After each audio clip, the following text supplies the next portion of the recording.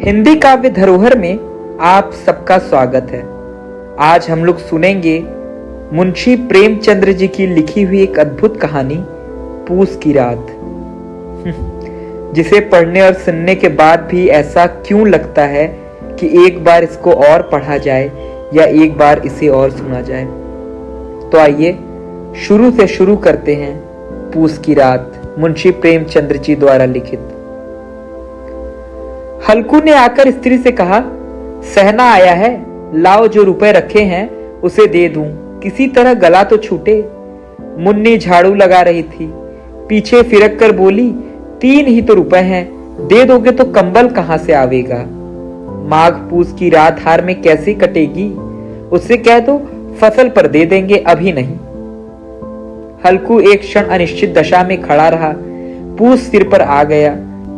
कंबल के बिना हार में रात को वह किसी तरह नहीं जा सकता, मगर सहना मानेगा नहीं। खुड़कियां जमावेगा, गालियां देगा, बला से जाड़ों में मरेंगे, बला तो सिर से टल जाएगी। यह सोचता हुआ वह अपना भारी भरकम डील लिए हुए स्त्री के समीप आ गया और खुशामद करके बोला, ला दे दे, गला तो छूटे, कंबल के लिए कोई दूसरा उपाय सोचूंगा। मुन्नी उसके पास से दूर हट गई और आंखें तरेरती हुई बोली, कर चुके दूसरा उपाय, जरा सुनूं तो कौन सा उपाय करोगे। कोई खैरत दे देगा कंबल, न जाने कितनी बाकी है जो किसी तरह चूकने ही नहीं आती। मैं कहती हूँ तुम क्यों नहीं खेती छोड़ देते, मर मर काम करो, उपज हो तो बाकी दे दो, चलो छुट्टी हुई। बाकी चुकाने के लिए ही तो हमारा जन्म हुआ है, पेट के लिए मजूरी करो, ऐसी खेती से बाज आए, मैं रुपए न दूंगी न दूंगी। हल्कू उदास होकर बोला, तो क्या गाली खाऊं। मुन्नी ने तड़प कर कहा, गाली क्यों देगा, क्या उसका राज है। मगर यह कहने के साथ ही उसकी तनी हुई भौएं ढीली पड़ गई। हल्कू के उस वाक्य में जो कठोर सत्य था, वह मानो एक भीषण जंतु की भांति उसे घूर रहा था। उसने जाकर आले पर से 1 रुपए निकाले और लाकर हल्कू के हाथ पर रख दिए। फिर बोली, तुम छोड़ दो अब की से खेती, मजूरी में सुख से 1 रोटी तो खाने को मिलेगी, किसी की धौंस तो न रहेगी, अच्छी खेती है, मजूरी करके लाओ, वह भी उसी में झोंक दो, उस पर धौंस। हल्कू ने रुपए लिए और इस तरह बाहर चला मानो अपना हृदय निकाल कर देने जा रहा हो। उसने मजूरी से 1-1 पैसा काट काट कर 3 रुपए कंबल के लिए जमा किए थे। वह आज निकले जा रहे थे। एक पग के साथ उसका मस्तक अपनी दीनता के भार से दबा जा रहा था। पूस की अंधेरी रात, आकाश पर तारे भी ठिठुरते हुए मालूम होते थे। हल्कू अपने खेत के किनारे ऊख के पत्तों की एक छतरी के नीचे बांस के खटोले पर अपनी पुरानी गाढ़े की चादर ओढ़े पड़ा कांप रहा था। खाट के नीचे उसकी संगी कुत्ता जबरा पेट में मुंह डाले सर्दी से कूं कूं कर रहा था। दोनों में से एक को भी नींद न आती थी। हल्कू ने घुटनिया को गर्दन से चिपकाते हुए कहा, क्यों जबरा, जाड़ा लगता है। कहता तो था घर में पुआल पर लेटे रह, तो यहाँ क्यों लेने आए थे, अब खाओ ठट, मैं क्या करूं। जानते थे मैं यहाँ हलवा पूरी खाने आ रहा हूँ, दौड़े दौड़े आगे आगे चले आए, अब रो नानी के नाम को। जबरा ने पड़े पड़े दुम हिलाई और अपनी कूं कूं को दीर्घ बनाता हुआ एक बार जम्हाई लेकर चुप हो गया। उसकी श्वान बुद्धि ने शायद ताड़ लिया, स्वामी को मेरी कूं कूं से नींद नहीं आ रही है। हल्कू ने हाथ निकालकर जबरा की ठंड पीठ सहलाते हुए कहा, कल से मत आना मेरे साथ, नहीं तो ठंडे हो जाओगे। यह रात पछुआ न जाने कहां से बर्फ लिए आ रही है, उठूं फिर एक चीलम भरूं, किसी तरह रात तो कटे। 8 चीलम तो पी चुका, यह खेती का मजा है। और एक भगवान ऐसे पड़े हैं जिनके पास जाड़ा जाए तो गर्मी से घबरा कर भागे। मोटे मोटे गद्दे, लिहाफ, कंबल, मजाल है जाड़े को गुजर हो जाए। तकदीर की खूबी, मजूरी हम करें, मजा दूसरे लूटे। हल्कू उठा, गड्ढे में से जरा सी आग निकालकर चीलम भरी। जबरा भी उठ बैठा। हल्कू ने चीलम पीते हुए कहा, पिएगा चीलम, जाड़ा तो क्या ही जाता है, जरा मन बदल जाता है। जबरा ने उसके मुंह की ओर प्रेम से छलकती हुई आंखों से देखा। हल्कू, आज और जाड़ा खा ले, कल से मैं यहाँ पुआल बिछा दूंगा, उसी में घुसकर बैठना, तब जाड़ा न लगेगा। जबरा ने अपने पंजे उसकी घुटनिया पर रख दिए और उसके मुंह के पास अपना मुंह ले गया। हल्कू को उसकी गर्म सांसें लगी।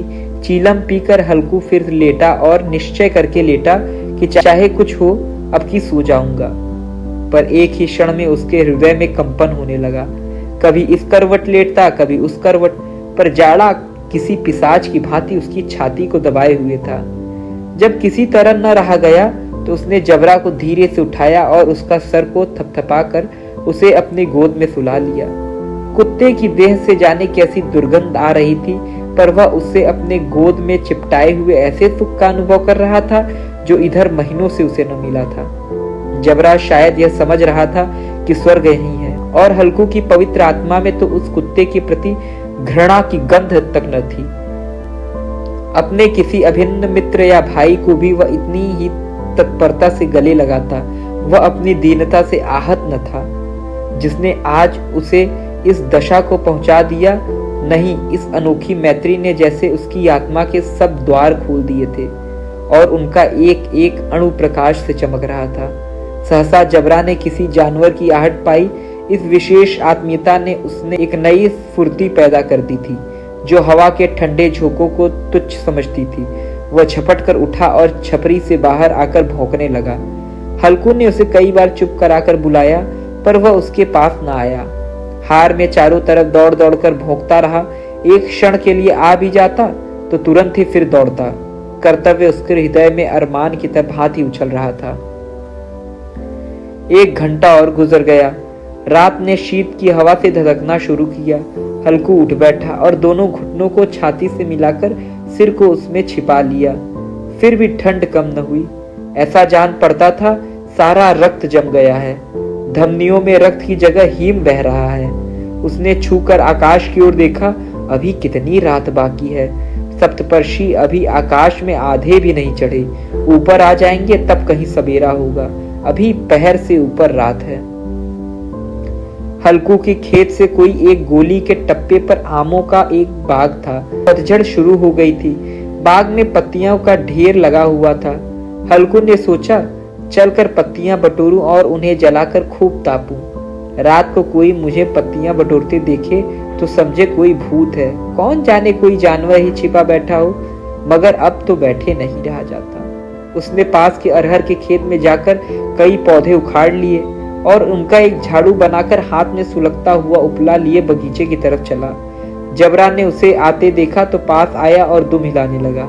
हल्कू ने कहा, अब तो नहीं रहा जाता जबरू, चलो बगीचे में पत्तियां बटोर कर तापें। ठाठे हो जाएंगे तो फिर आकर सोएं, अभी तो बहुत रात है। जबरा ने कू कू करके सहमति प्रकट की और आगे बगीचे की ओर चला। बगीचे में खूब अंधेरा छाया हुआ था और अंधकार में निर्दय पवन पत्तियों को कुचलता हुआ चला जाता था। वृक्षों से ओस की बूंदें टप टप नीचे टपक रही थी। एकाएक एक झोंका मेहंदी के फूल की खुशबू लिए हुए आया।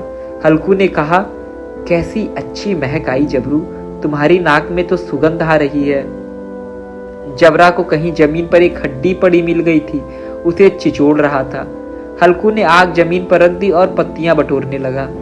जरा देर में पत्तियों का ढेर लग गया। हाथ ठिठुरते जाते थे, नंगे पांव गले जाते थे और वह पत्तियों का पहाड़ खड़ा कर रहा था। इसी अलाव में वह ठंड को जलाकर भस्म कर देगा। थोड़ी देर में अलाव जल उठा। उसकी लौ ऊपर वाले वृक्ष की पत्तियों को छू छू कर भागने लगी। उस अस्थिर प्रकाश में बगीचे के विशाल वृक्ष ऐसे मालूम होते थे मानो उस अथाह अंधकार को अपने सिरों पर संभाले हुए हो। अंधकार के उस अनंत सागर में यह प्रकाश एक नौका के समान हिलता मचलता हुआ जान पड़ता था। हल्कू अलाव के सामने बैठ आग ताप रहा था। एक क्षण में उसने दोहर उतारकर बगल में दबा ली। दोनों पांव फैला दिए मानो ठंड को ललकार रहा हो। तेरे जी में जो आए सो कर। ठंड की असीम शक्ति पर विजय पाकर वह विजय गर्व को हृदय में छिपा न सकता था। उसने जब्बर से कहा, क्यों जब्बर, अब ठंड नहीं लग रही है? जब्बर ने कू कू करके मानो कहा, अब क्या ठंड लगती ही रहेगी? पहले से यह उपाय न सूझा? नहीं इतनी ठंड क्यों खाते? जब्बर ने पूंछ हिलाई। अच्छा आओ, इस अलाव को कूद कर पार करें, देखे कौन निकल जाता है। अगर जल गए बच्चा तो मैं दवा न करूंगा। जब्बर ने उस अग्नि राशि की ओर कातर नेत्रों से देखा। मुन्नी से कल न कह देना, नहीं तो लड़ाई करेगी। यह कहता हुआ वह उछला और उस अलाव के ऊपर से साफ निकल गया। पैरों में जरा लपट लगी, पर वह कोई बात न थी। जबरा आग के गिर्द घूमकर उसके पास आ खड़ा हुआ। हल्कू ने कहा, चलो चलो, इसकी सही नहीं, ऊपर से कूद कर आओ। वह फिर कूदा और अलाव के इस पार आ गया। पत्तियां जल चुकी थी। बगीचे में फिर अंधेरा छा गया था। राख के नीचे कुछ कुछ आग बाकी थी, जो हवा को झोंका आ जाने पर जरा जाग उठती थी, पर एक क्षण में फिर आंखें बंद कर लेती थी। हल्कू ने फिर चादर ओढ़ ली और गर्म राख के पास बैठा हुआ एक गीत गुनगुनाने लगा। उसके बदन में गर्मी आ गई थी, पर ज्यों ज्यों शीत बढ़ती जाती थी उसे आलस से दबाए लेता था। जबरा जोर से भूंककर खेत की ओर भागा। हल्कू को ऐसा मालूम हुआ कि जानवरों को एक झुंड खेत में आया है।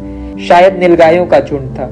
उनके कूदने दौड़ने की आवाज साफ कान में आ रही थी।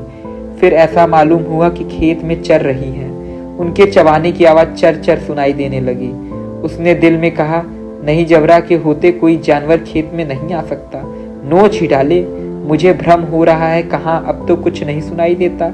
मुझे भी कैसा धोखा हुआ। उसने जोर से आवाज लगाई, जबरा जबरा। जबरा भौंकता रहा, उसके पास न आया। फिर खेत के चरे जाने की आहट मिली। अब वह अपने को धोखा न दे सका। उसे अपनी जगह से हिलना जहर लग रहा था। कैसे दंदाया हुआ था। इस जाड़े पाले में खेत में जाना, जानवरों के पीछे दौड़ना असन्न जान पड़ा। वह अपनी जगह से न हिला। उसने जोर से आवाज लगाई, लिहो लिहो लिहो। जबरा फिर भूख उठा। जानवर खेत चर रहे थे। फसल तैयार है। कैसी अच्छी खेती थी, पर ये दुष्ट जानवर उसका सर्वनाश किए डालते हैं। हल्कू पक्का इरादा करके उठा और 2-3 कदम चला, पर एकाएक हवा का ऐसा ठंड चुभने वाला बिच्छू के डंक का 100 झोंका लगा कि वह फिर भुजते हुए अलाव के पास आ बैठा और राख को कुरेद कर अपने ठंडी देह को गरमाने लगा। जबरा अपना गला फाड़ डालता था। नीलगायों खेतों का सफाया किए डालती थी और हल्कू गर्म राख के पास शांत बैठा हुआ था। अकर्मण्यता ने रस्सियों की भांति उसे चारों तरफ से जकड़ रखा था। उसी राख के पास गर्म जमीन पर वह चादर ओढ़कर सो गया। सवेरे जब उसकी नींद खुली तब चारों तरफ धूप फैल गई थी और मुन्नी कह रही थी, क्या आज सोते ही रहोगे? तुम यहाँ आकर रम गए और उधर सारा खेत चौपट हो गया। हल्कू ने उठकर कहा, क्या तू खेत से होकर आ रही है? मुन्नी बोली, हाँ, सारे खेतों का सत्यानाश हो गया। भला ऐसी भी कोई सोता है? तुम्हारे यहाँ मड़ैया डालने से क्या हुआ? हल्कू ने बहाना किया, मैं मरते मरते बचा। तुझे अपनी खेत की पड़ी है। पेट में ऐसा दर्द हुआ कि मैं ही जानता हूँ। दोनों फिर खेत के डांड पर आए। देखा सारा खेत रौंदा पड़ा हुआ है और जबड़ा मड़ैया के नीचे चित लेटा है, मानो प्राण ही न हो। दोनों खेत की दशा देख रहे थे। मुन्नी के मुख पर उदासी छाई थी, पर हल्कू प्रसन्न था। मुन्नी ने चिंतित होकर कहा, अब मजूरी करके माल गुजारी भरनी पड़ेगी। हल्कू ने प्रसन्न मुख से कहा, रात को ठंड में यहाँ सोना तो न पड़ेगा।